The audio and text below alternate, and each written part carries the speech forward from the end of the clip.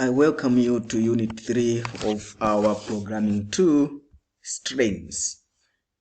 In this unit, we are going to cover the following. Introduction. We want to know what strings are. Of course, we are going to start by looking at the data type character and probably compare the data type character in C++ with the data type integer.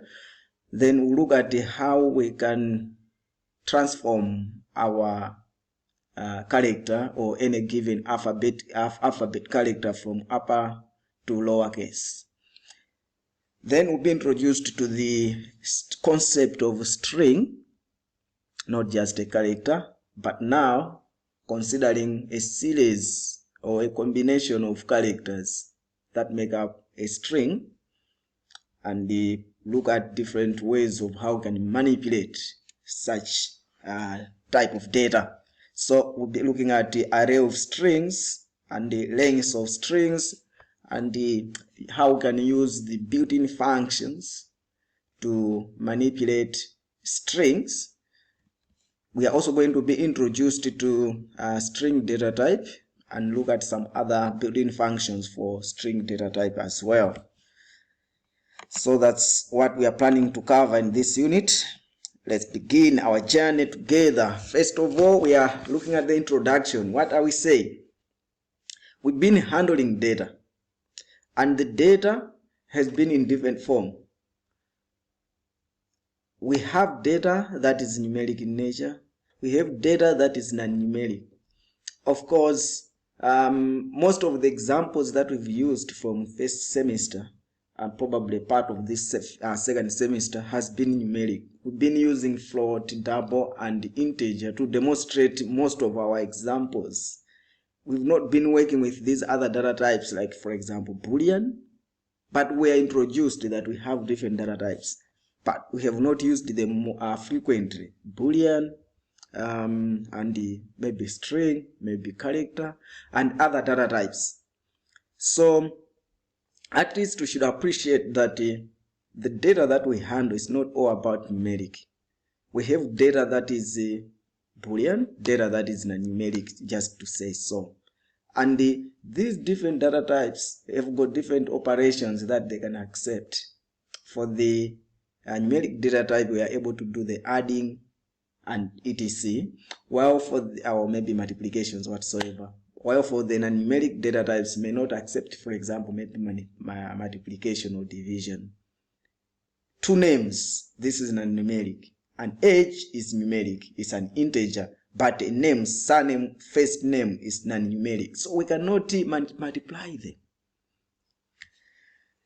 So the data like name, sex, email, etc. is not numeric. This kind of data is in the family of strings. Of course, I told you that we have other data types like Boolean, etc. I think we have used Boolean before. But this type of examples given up here, they are in the form of, or they are called strings. So, just as a simple definition, when we are looking at a string, we are looking at a composition of characters. It's like a text. So anything text is a string. Composition of characters. And these characters can be alphabetical characters or can be any other characters. Here we are giving you some examples. We have some examples of characters that can be combined to form a string like ABC. And we are looking at the characters that may be even numbers, but as characters. And all these other symbols that we have, all these. These are examples of characters. If they are put together, they are going to form a string. So strings are enclosed in double quotes in C++.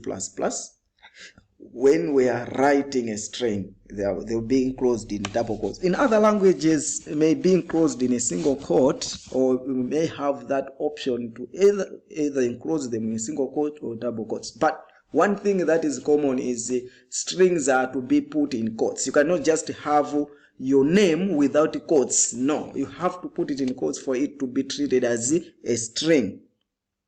If you remember, I think you were introduced to the character data type, and we are saying if it's a character, it has to be enclosed in a single quote.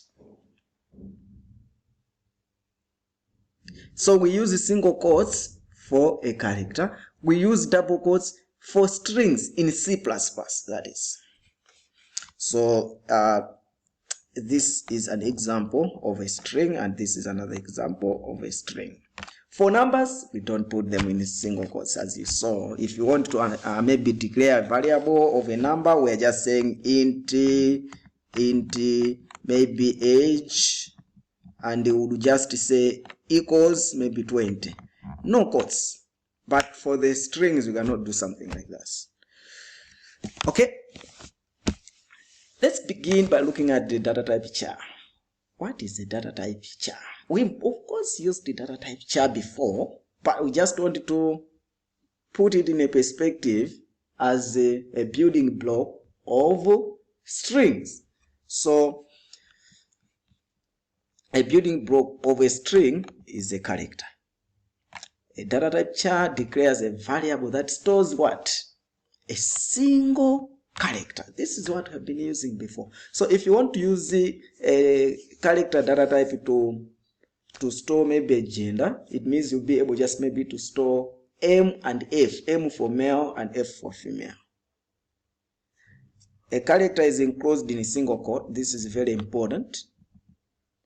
Our example is as follows. We have this as a declaration. So we have declared sex to be of data type character. Then we can assign a value to sex as a variable. Let's see in the next, probably here is showing that. So we can now assign a value to that. We have declared sex to be of type character. We can assign a value. Take note of the single quote here. If you just put F without single quote, F will not be recognized as a literal value. It will be taken as if it's a variable. So you should put the quotes always. So this sex now is going to be assigned the value of F. Or you can combine the declaration as we did even with the integers. So you can declare and assign immediately. Okay. Each character, we just want to see the relationship that is there between the integer data type and the character data type. Each character has internal code. The characters that you have on the keyboard, you have ABC. So many characters here have got internal code, and that internal code is an integer. It has got a number that represents that particular character. So this is what we call encoding. The underlying implementation of our computer they are just numbers. So each letter, each whatsoever, the buttons you see on your keyboard have got a number representation. There are different encodings, but the most common one is ASCII, which we are going to be illustrating here. Most of the letters that you use, or most of the characters you use, are in that code format of ASCII. So for example, the character A has got the code 65. So the ASCII code for that one is 65. So somebody may choose, or in other words, we can interchangeably use A and 65. So if we use 65, we can treat that as A. If we use A, we can treat that as 65. These two are actually the same. So there's that relationship between a character data type and the integer in terms of the code. And the capital letter B has a letter, number 66. So this goes up to Z. Capital character C or alphabet letter C has got 67, then D 68. It goes like that. For lowercase alphabet letters or characters, especially let's just take alphabet letters, it starts from 97. So this 97 is for small letter A. 98 for small letter B. So if your name is, or maybe you want to write Ababa, Ababa, Ba.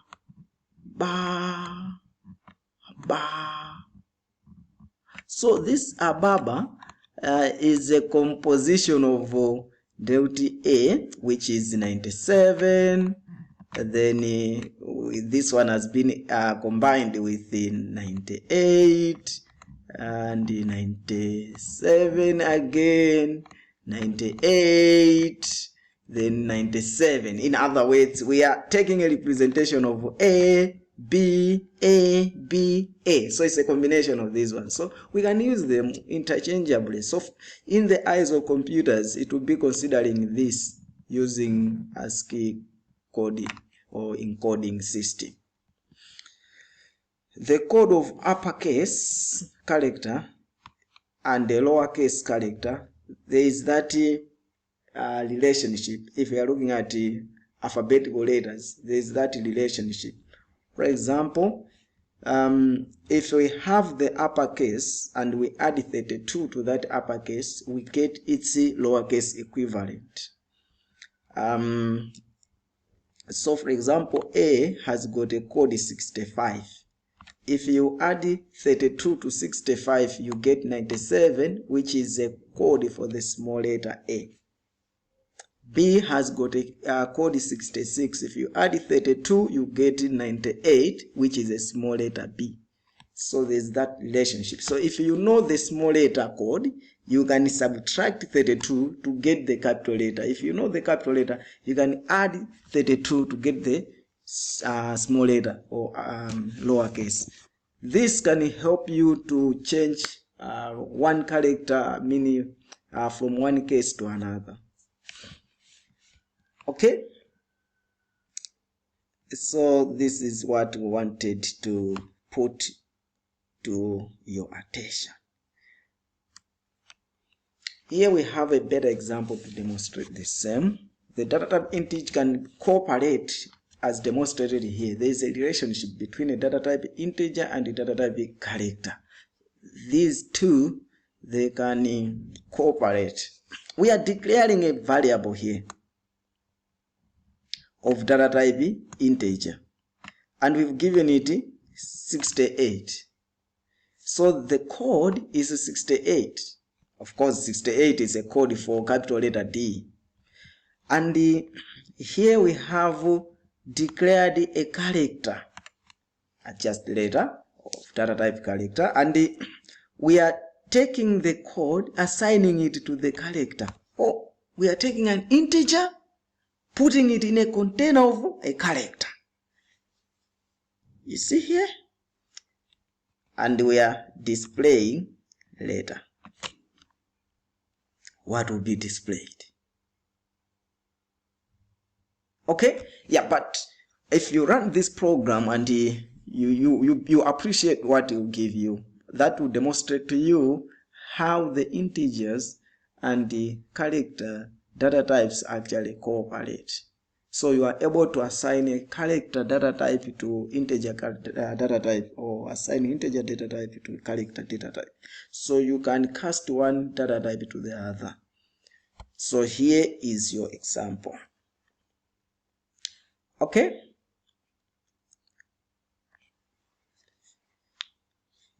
Here we are trying to show you that you can enter a letter maybe in a small letter, and that letter can be converted to a capital letter. So this example is just trying to show you that we have declared a variable letter, and we are asking a user to enter any letter in a small letter or lowercase. Probably somebody maybe enters B small letter, and the program should display your letter in a uppercase is, then it will take your letter and subtract 32 from that letter, then cast it into a character. If you don't cast it into a character, it will show you a number. but we don't want a number. We want a letter representation of that number. So we put this casting at the beginning. Here we are actually doing the actual converting. You are taking a letter, which is a small letter, subtracting 32, and the number that you get is converted into a string here. So you should also try this program and see what actually happens.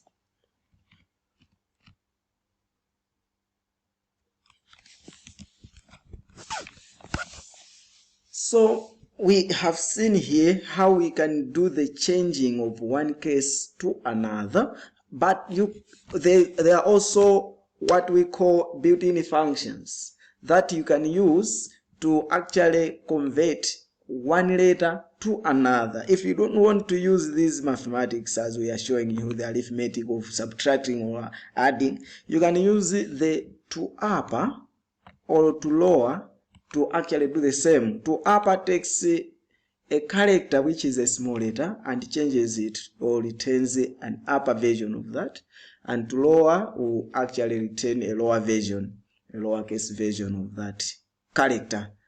So you can have to upper and to lower and use them in your program to do the conversion. For example, here we are showing you that if you say to upper A, because A here is a character, remember the single quotes, it's a character, not a string, a single quote. So this returns 65, a code for character A.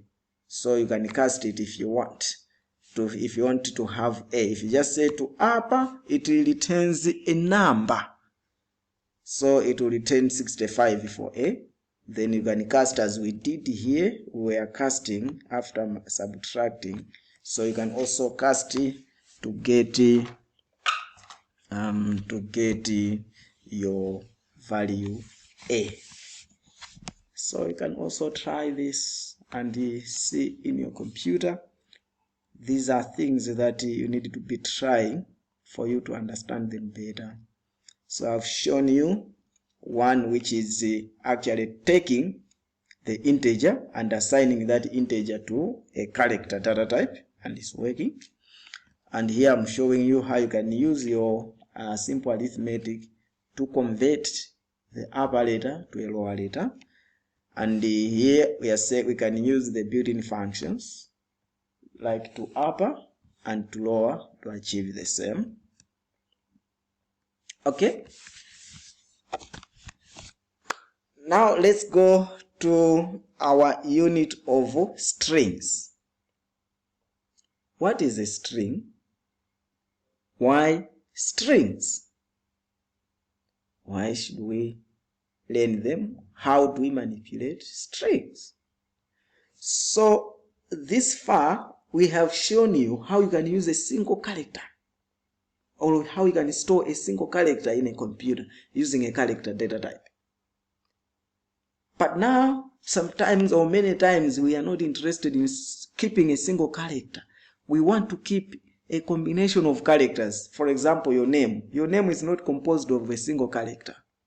Your name is composed of many characters.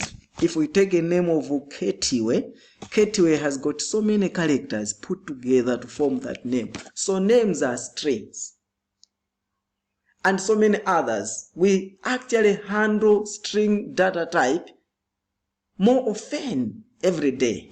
Apart from numbers, most of data that we handle is in the form of strings. We manipulate strings in many cases. We enter our details maybe in a form of a string. When we are making a registration, maybe in Polysemest, we are supplying some information as strings. So in most cases, we handle strings instead of numbers. But how do we manipulate them in C++? First of all, as we said before, I think I gave you a definition of a string before, but we can just remind each other here. I think there I said a string is a combination of characters. But now here we are trying to put it in a better perspective that it's an array. we consider them as array of characters. Remember in the previous unit we were talking of arrays, but we were demonstrating using arrays of numbers.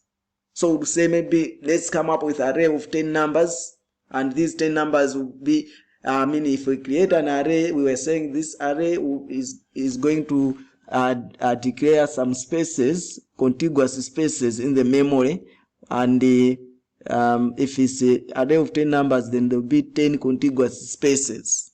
So the same applies to strings. If you are using strings, a string will create an array, and each space will actually store one character. So you see, array of characters. We are going to see that. And of course, in C++, there are two ways of handling that. We have a way which we call a narrow terminated string. A narrow terminated string is actually inherited from C language. So the C++ provides that we can work with narrow terminated strings, or we can use the string data type. This is a object-oriented form of strings which is available in C++. So we can use a string data type to do the same. We are going to show you both, starting with a narrow terminated string. String data type is straightforward, and you might have used that before when we are maybe asking users to enter a name in the previous programs. But we just want you to show you how you can use narrow terminated strings in C++ also. So we need to know that even if a string, we have only one character, that can still be a string. It depends on how you have defined it. You can have an array of one element. That's correct.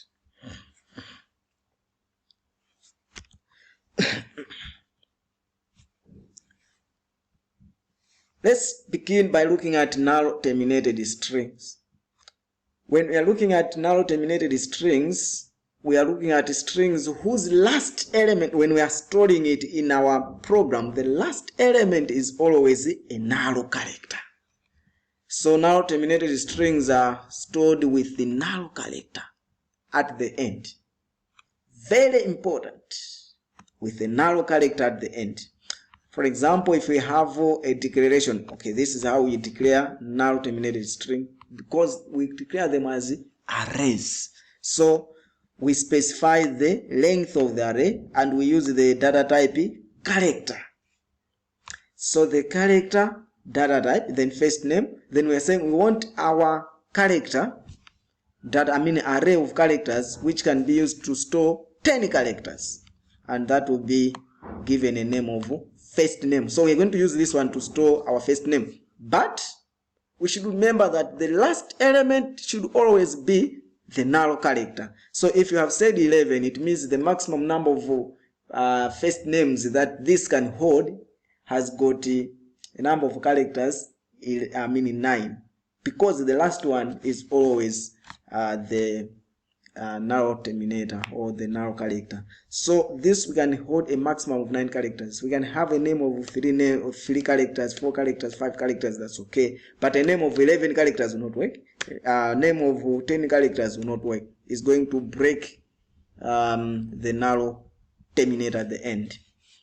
And this narrow terminator in most cases is put automatically. Of course, when you are initializing your array immediately during declaration, for example, you may need to manually do that. You may need to manually put the narrow terminator. Okay. Here we have a graphical representation just to demonstrate that. If we have that as our array, if you count at these boxes, the boxes we have 1, 2, 3, 4, 5, 6, 7, 8, 9, 10. There are 10 for the previous array that we declared of characters. So these are boxes that we can use, and we are trying to use or to put Josephina in that particular array. Josephina will be okay, and our last character will be a narrow character. Remember, I should just take note that this is not all. the null character is /0 as a character. So here we have another one, Solomon, and Solomon is not filling the whole array. So wherever the Solomon ends, the next one will be the null character. So the null character marks as it acts as a mark for the end of the string. It marks, it tells a computer, it tells our program that this is the end of the string. So we are able to know using a null character. We can make a declaration like this, and we can put our elements for that. First name 5 equals, remember previously we were using numbers, but these are characters. The elements should be characters. So we have Johnny. Then the last one, should remember the last one should always be a null terminated string. Or you can also just do it like this. You can specify the size here. The size will be taken from the number of characters here plus a null terminated string. So this is John. The last one will be automatically put. This is a common way of how we handle or declare or initialize strings as compared to this one, which we are pressing elements one by one. So you can have this char first name John, maybe char first surname blah blah blah blah. So this is more common, but we should always remember that the last character is always a null character.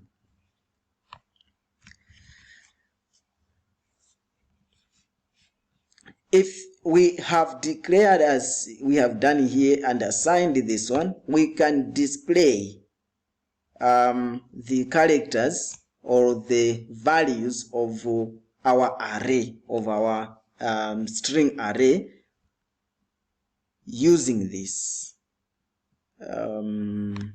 Okay, before we do the display, let's still consider that we have just maybe made a declaration and we want to get values from the user. Sorry for that. So we start by getting values from the user. So if you have declared your now terminated string, for example, you had your declaration just as the character first name 5, then you closed here semicolon. You didn't have this.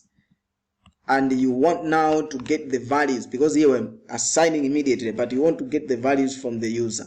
So here it's showing us that the maximum it can get is actually a name of 4 characters, because the 5th is a null terminator. So we can only have 4 characters as maximum, but we can get these values from the user. So this is how we can have them from the user. To get string from the user or keyboard, then you can use it as any other normal variable. Unlike the numeric arrays, where you cannot just have something like this, you have to specify that this number we are getting is for position 0. This number is for position whatsoever. For the strings, in null terminated strings, you can actually get all of them at once using this statement. So if somebody enters John, then the whole John will be taken and put into an array of first name. But we need also to take note that we should take care of blank spaces.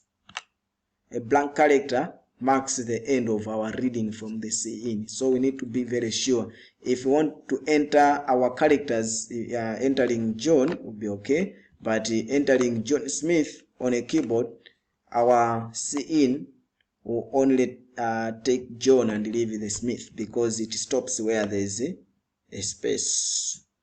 So let's take note of that. Here we are just trying to show you that, but we may need to get the whole line. So how do we get it? We use this function to get the whole line. Instead of just using the cin, you can use the cin.getLine function as below. If you are having a character data type variable declared here, which can be used to store 20, means maximum of 19, because the 20th is actually spared for a null terminator or a null character. So here we are asking you to enter the value, and here we are saying you can use cin.get. You specify the variable you have declared for your name here and how many characters you are interested in. In our case, we are interested in the maximum number of characters of 19. So this is going to get any numbers up to 19 number of characters. If you have a number of characters less than 19, then all of them will be taken. If you have more than 19, then only 19 shall be taken. The other ones will be left out, because our container can only accommodate 20. So the last one is a null terminator. Okay, so anyway, here we are just showing you how we can now display this information that you have gotten. It's the same way whatever you have gotten, despite of the method you have used to get the values, whether you initialized immediately as we did here, or maybe you declared first and asked somebody to enter from the keyboard and we got it from here, or used the cin.get line, whatever method you have used, you can use cout to display them all. So if you say cout a full name, it will display all the characters for your string like that.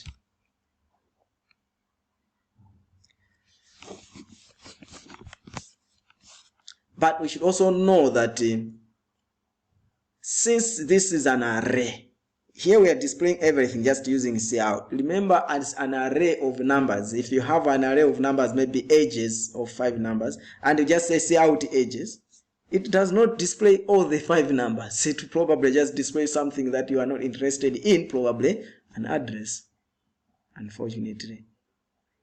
Something that is not meaningful. It will not show you the numbers. But for the strings, just if you just have out the name of the string, it is giving you all what you entered as a string, despite that it's an array. But you can also display them using a loop, as we have been doing for the array of numbers. For an array of numbers, this array we have said is an array of 20 characters, so we can loop through them all. So we are just interested in the next, or in the first 19. We are not looping up to the 20th, because the 20th is the null terminator. So we can use this one to display them all. But here we are making an assumption that our array, our name, our first name or full name, has got all 19 characters entered. But what if the name is just maybe 18 characters long? What will this display? Probably this will give us some problems. If we have entered a name that is less than 19, then it is going to display other characters which are not making sense to us. But assuming we have all the characters, then we can use this to do so. We are going to show you probably how we can display array of characters of any length using the null terminator, the null character, as our condition. Here, after showing you this, we are now asking you to use the toUpper and toLower function to write a function that should do write functions that should change the cases of the string. So you are going to have this string to upper and string to lower that should be able to get a string or something like that, and should be able to change that into upper or lower case depending on the case that was sent to it, then return the same to the user. So let's try to do this. The name of the function should be string to upper and string to lower. We are trying to use different names here to differentiate from the default ones here. So string to upper and string to lower are your defined functions, but these functions are using these. Remember that to upper and to lower just conveys a single character, But here we want you to have a function that should be able to convert everything, a string that is given. And please think through this and make sure that that which is converted is only the numbers, the letters. Should not convert something which is not letters. Okay?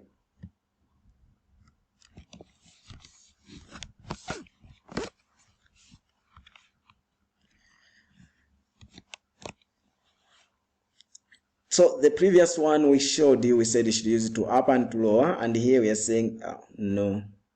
Why can't you just come up with your own implementation? Remember, I showed you how you can change the upper letter to lower case or lower case to upper case using addition and subtraction of 32. You take the code of one and add 32, you get the code of the other. So if it's a capital letter and you add 32, you get a small letter. If it's a small letter, you subtract 32, you get the upper letter. So we want you to have your functions, or modify the functions that you had in the previous one here. But now, instead of using it to upper and to lower, you should come up with your own implementation by doing those simple arithmetic calculations. But your functions should be able to be intelligent enough not to change cases of non-alphabetical characters. If, for example, numbers, special symbols, etc. should not be changed.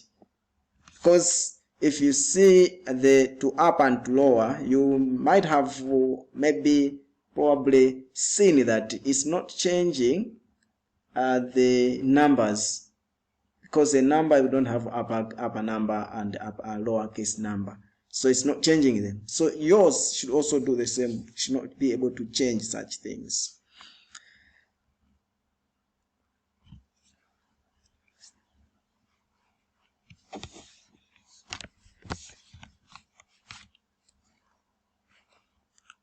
Should remember that strings are array of characters, but we can still also have arrays of strings. For example, if you want to keep all the students in a class, maybe all the students in terms of the first names of all students, or maybe surnames of all students, or maybe registration numbers of all students.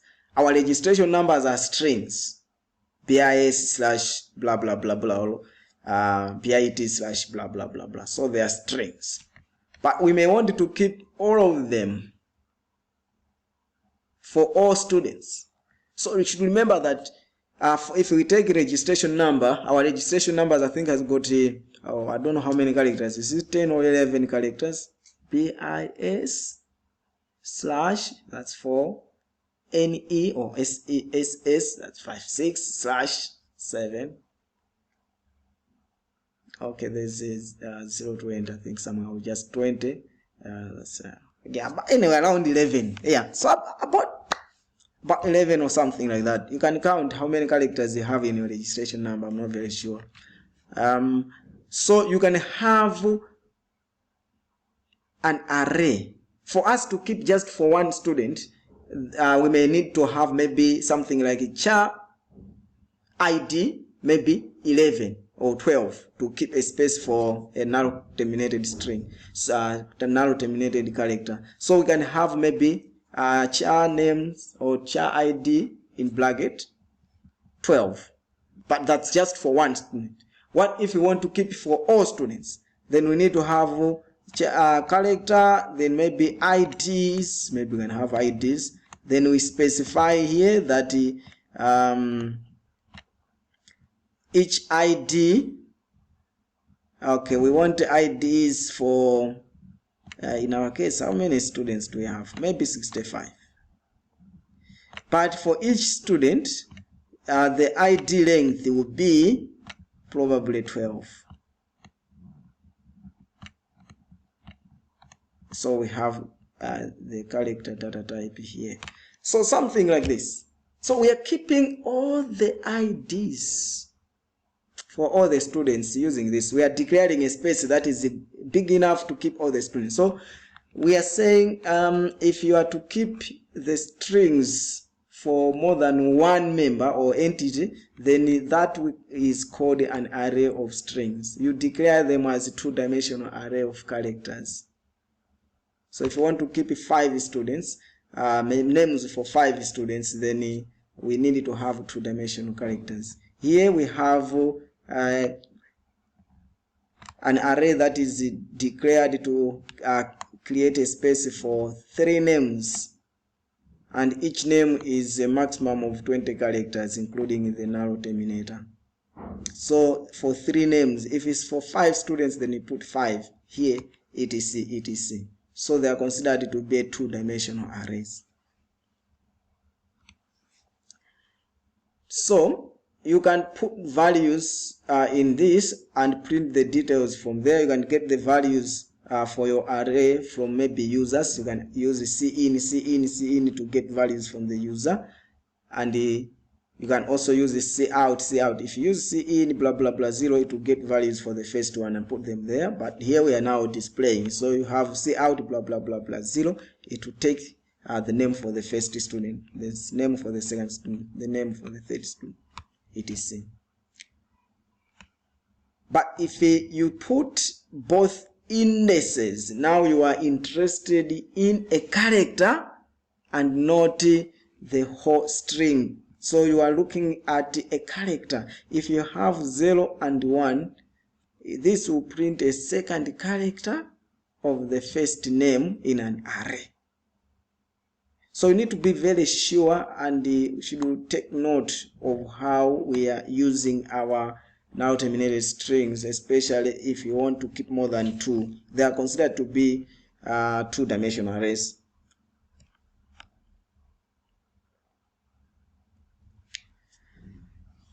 We have string.h. That helps us to come up with some other manipulation of strings or null terminated strings better. Of course, you can come up with your own. You'll be required, of course, to come up with your own strings, functions that should do the manipulation of strings, just to appreciate what these C++ guys did. They gave us some functions that we can use, but you can implement your own. So here in the string.h, there is a function which is called stringlen. This function is used to calculate the length. One of the manipulations that may want to have, or operations may want to have on a string, is to know how many characters are in that particular string. Is one of those common operations. So we can use a stringlen to count how many, and this one includes even the spaces. If there are spaces, those spaces will be counted as well. So John has a length of 4. There are 4 characters. So we can use a string. Like here, if you have your full name, you stored your full name in here, then you can use a stringlen to count how many characters are there. Then the number of characters will be displayed. So the length of your name is, then it's going to calculate how many characters are there and display them here. Remember to include string.h in your program for you to use these functions. So the first one is stringlen. The second one, the second operation that we do with the null terminated strings, or the strings in general, is to copy. You may need to copy one string from one location to the other. When you have declared a string, we are going to demonstrate probably in our demonstrations later. But when you have created a string, you may not just assign values anyhow. You can assign values when you are declaring that string. That's null terminated string, of course. You can assign immediately. But after you have declared your null terminated string, you may not assign a value directly. So you cannot have maybe char, maybe name here, and you have your name, and maybe your name is 20 here, and later on you have your name equals, then you put maybe Ketiwe, whatever here, like this. This will not work. You cannot assign immediately like that, afterwards like that. So we need to find a way of how best we can put that. And in most cases, this is done using a copying string. We don't assign immediately like that, as we have been doing using maybe numbers, where you would just declare integer and you can assign immediately or afterwards like that using the equal sign or assignment symbol. Here we are saying that is not possible. So we need to be using the string copy to do that. So C++ has got a string copy in a string header, which is used to copy strings to another string. So you can take one string to another string. This will be considered one string, and you want to take this string and put it in this string, for example. So if you have two strings and you want to copy the content of one string into another, this is how we do them. You use a string copy and the destination string where you want the copy to go, and the source string, you put them like that. So you have your destination string as the first member of your function, and the source string as the second member of your function. So whatever was here is going to be copied into this. Things that should be taken note of: the destination string should be greater or equal to source string for us to be able to copy all the elements from source string to a destination string. Yeah. So here we have an example of copying. We have name1 Ketiwe, and of course here we didn't specify how many characters, but now the characters, how big is this one, or how the length for this one will be determined from the number of characters here. So we have Ketiwe, that's 8, plus a now terminated character, then that would be 9 characters. So we have declared another one of 10, and we are copying name1 into name2, and if now we display the content of name2, it will show Ketiwe. But remember, the Ketiwe was assigned to name1, but we have copied using this statement, so it will be Ketiwe.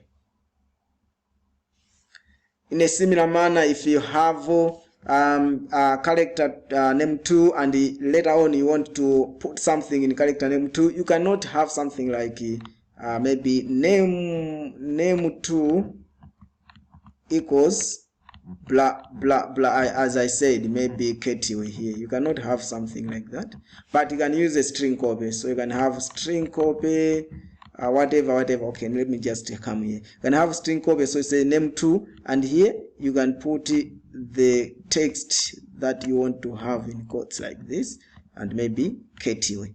Then you are copying this one to that. So instead of using equals, you need to use the string copy in that format. Whatever you wanted to have here, you can put it as a second thing here. So it will take that and copy it into this. That's how we use the copying, or how we assign values to strings. We have shown you how you can do the string copy, how you can copy one string to another. So I want you to come up with your own function. Make sure you are trying these things. You should come up with your own function that should be able to accept 2 strings. First should be the destination, and another one should be the source. And this string should be able to copy the content of the source into a destination. So the function called copy string. Make sure you come up with this function.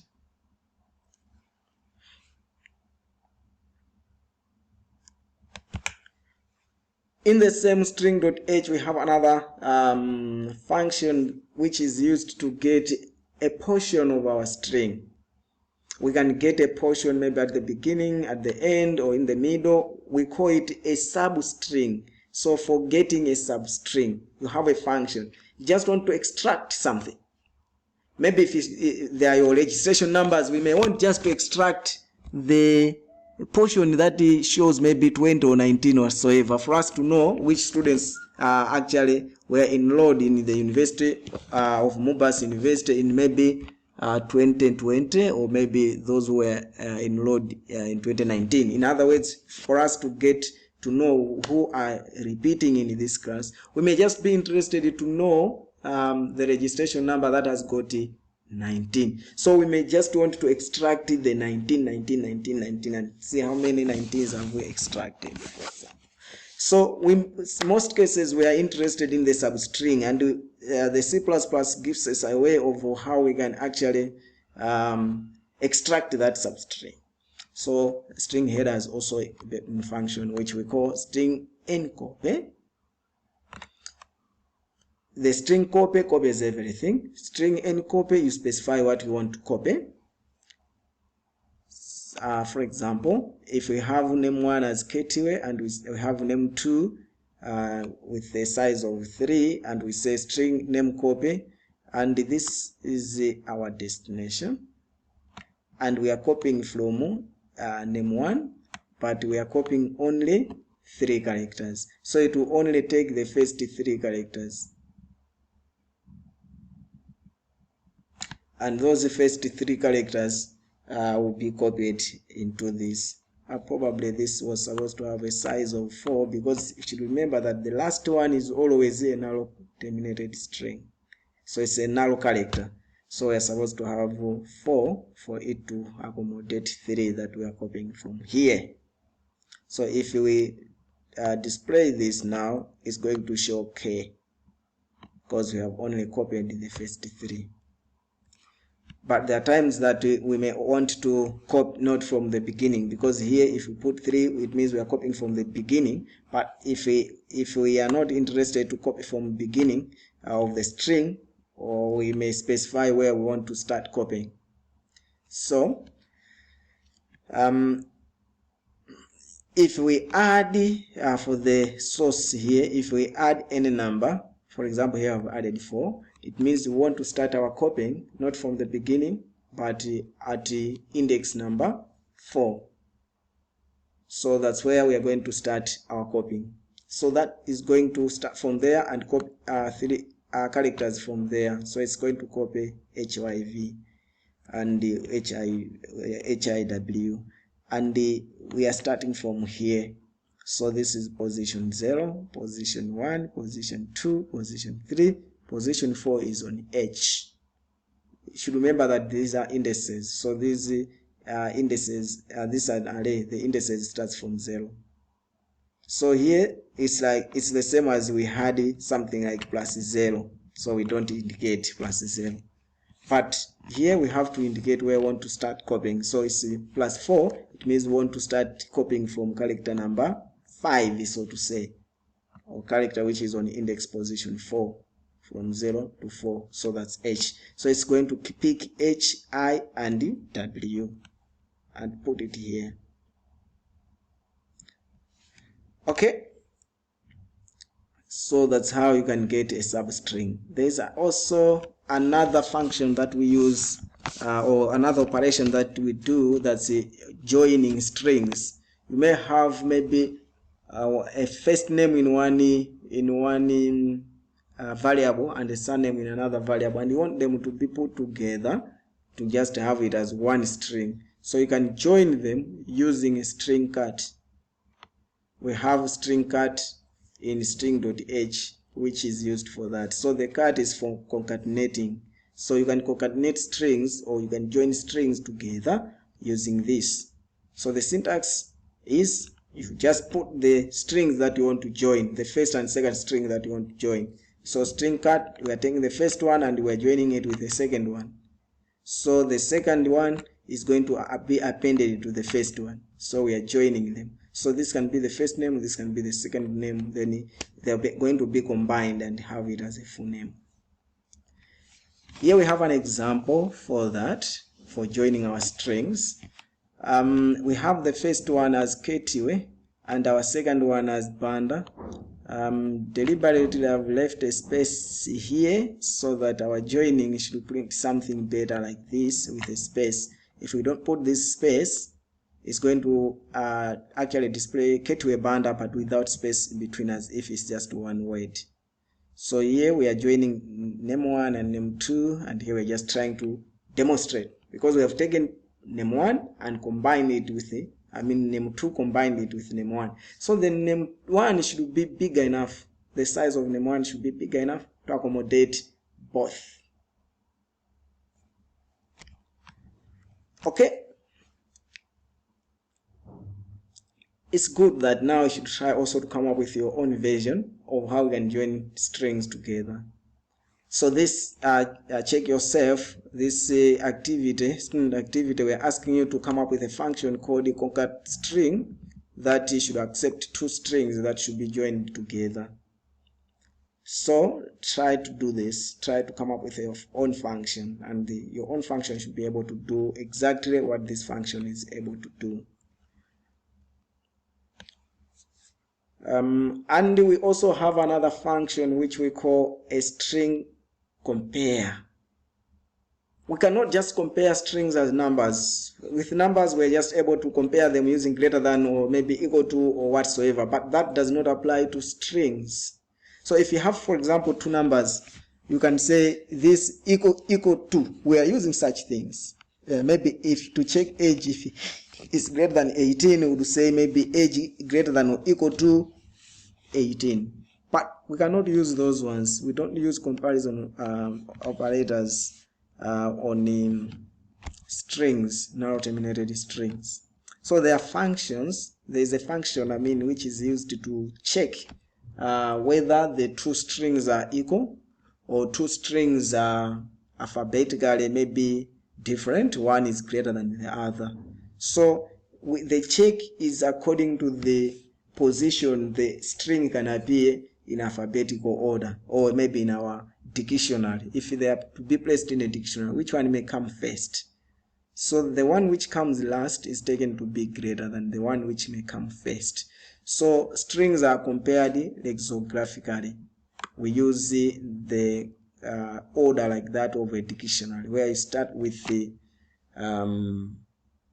numbers which are maybe, if we take for example banda and bande, so the banda may appear first than bande, because the R at the end of banda is first in the alphabet letters than as compared to E. So lexicographically we compare like that. So we'll be comparing string by character by character until we find where the characters are different. So to do the comparisons, we use string compare, where we have string 1 and string 2, and this one will give us a number. It just compares and gives us a number. It can give us 0 if the two strings are equal, lexicographically the same. But if they are not lexicographically the same, they'll give us a number. So depending on which one is greater or which one is small. For example, it gives us negative number or negative result. It can be any negative if string 1 is less than string 2. So in alphabetical order, if string 1 comes before string 2, then it will give us a negative number. If the string that you put first is less than the string that you put second, then you are going to have a negative number. If the string that you put first is greater than the string that you put second, then this will return a positive number. So that's how we do the comparisons of strings. Or it can return 0 if they are the same. So if we have the first one as banda, the second one as banda, it will give you 0. If the first one is banda, the second one is bande, then it will give you a negative value. If the first one is bande, the other one is banda, then now the second one is greater than the first. The first is greater than the second, so it will give you a positive number. Okay, there are so many other functions within string.h, which I think you are supposed to explore them for you to easily manipulate strings. Here we have just listed 2 of them, but feel free to explore as many as you can. But here we have string char and string functions, which you can look at them and appreciate how they work and why do we have them, and explore other strings as well. Okay, so to finish up our discussion on strings, we just wanted to take a little bit of a different approach on how we work with strings in C++. Or what we've been discussing is one form of strings that C++ supports. And this form is called a narrow terminated string, where the last character is always a narrow character. But as I said, there is also another way of handling strings in C++, and that's using the data type string.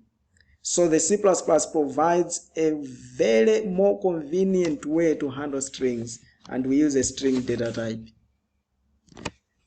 So to declare a string data type, we do as we've been doing with other data types like integer. So we can just have them like this. So you should take note that now terminated string and string data type, the difference is here. Here we are using now a string as a data type, while before we have been using a character as a data type. And with that, because we've been working declaring them as character, as arrays, we are having something like this here, but here we don't have that. So we're just having it direct like that. So the C++ provides that for us, that we can use instead of using a string, narrow terminated strings, which were inherited from C++. From C language. So we have some examples of how we can manipulate those things. If we can get this, we can get the values of a string from the user. You can declare it and ask a user to enter value, and you use the cin to get that value and sign it in a first name, or whatever other operations that been doing with any other data types. After you have your function, your data assigned to a string variable, you can use other methods, or what we call functions, in the C++ associated with a string data type. So you can use the .size to get the length of the data that is in that particular container. Remember, with now terminated strings, we are using string len, but here now we have your string.size. It will tell you how many characters are there. Or to concatenate, we are using string concat, string cat for us here. I think it's not very far away. Here we are using string cat, but now we are saying instead of using string cat, you can just use plus to join the two. So say out first name plus surname, it will join the two. And of course, you can copy content from one to another using the normal way of assignment statement. So you can use equals to copy content of first name into the another variable, which is first name 2. You can copy like that, the way we have been copying numbers also. Okay, so that's what we had for you under strings. Make sure you go through them and try them out. We may give you some demonstration, or maybe a lab guide to demonstrate or to help you practice some concepts under strings. But this explanation should get you started in working with the strings. And please practice, practice, practice. That's the only way you can master these things, especially on the narrow terminated strings. The string data type is straightforward, but focus much on narrow terminated string, how you can manipulate narrow terminated strings. That would be great, guys. Thank you. See you in the next videos.